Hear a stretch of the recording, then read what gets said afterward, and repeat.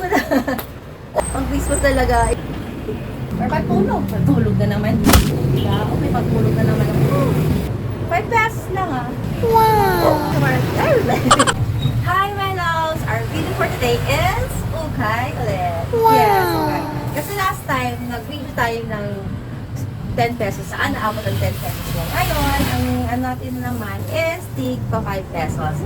Ito na po ang pinakamurang na ukay ko sa ukay world. So, gusto ko ipakita. O, sige, syempre. Kasi nga, di ba nakaka-make 5 pesos lang, nakakabili ka ng ganito. So, samahan niyo ulit ako magkalkal. So, pabado ako nga sa kalibot ako na sa tagaway lang. Like,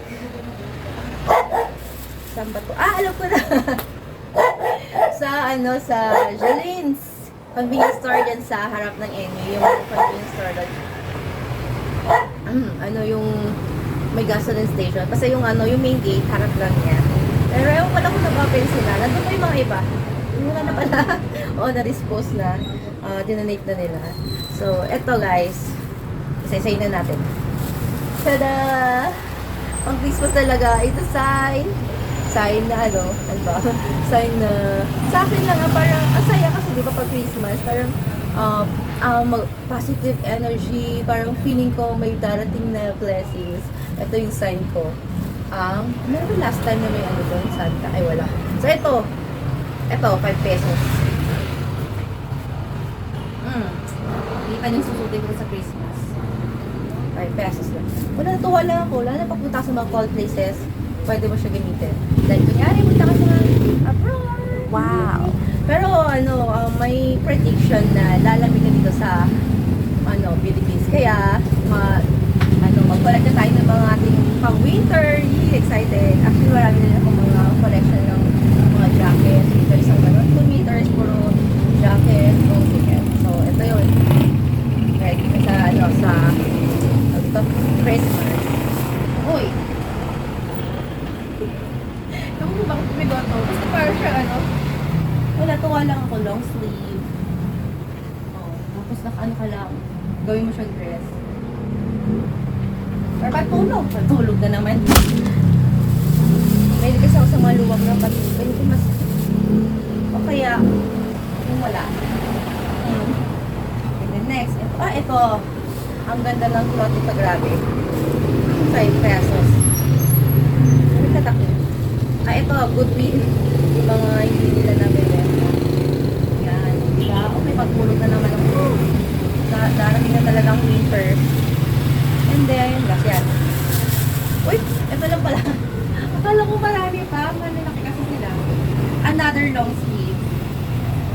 Ano pa mahilang sa mga ganito? Basta maluwag. Coffee na sila ng pagtulog. Diba? Pwede din pa lalaki to. Sa kanya. Pag may boyfriend or partner. Ayan. 5 pesos lang ah.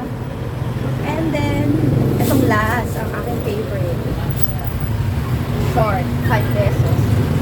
Diba? Red na red siya. Pag Christmas na naman ang dating. So, ayan pala guys, 1, 2, 3, 4, 5.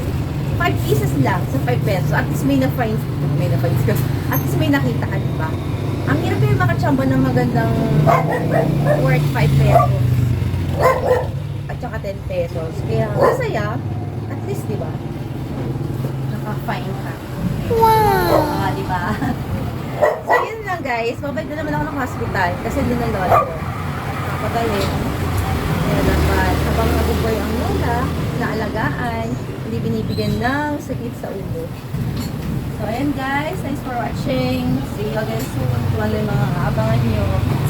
Mga aking kasabog. Basta, excited ako guys. Thanks for watching. Medyo hindi pa okay yung boses ko. Ang hirap kasi yung nakagaling mo ng sakit tapos pinabantay ka ng hospital. Ang hirap makarecover.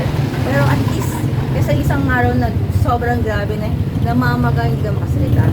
Tsaka hindi ako makakonsentrate magsalita kasi nga, di ba sa buyas, sa sakit, basta bantay ka sa hospital. Yan na, damay-damay na. So, ayan guys. Thanks for watching.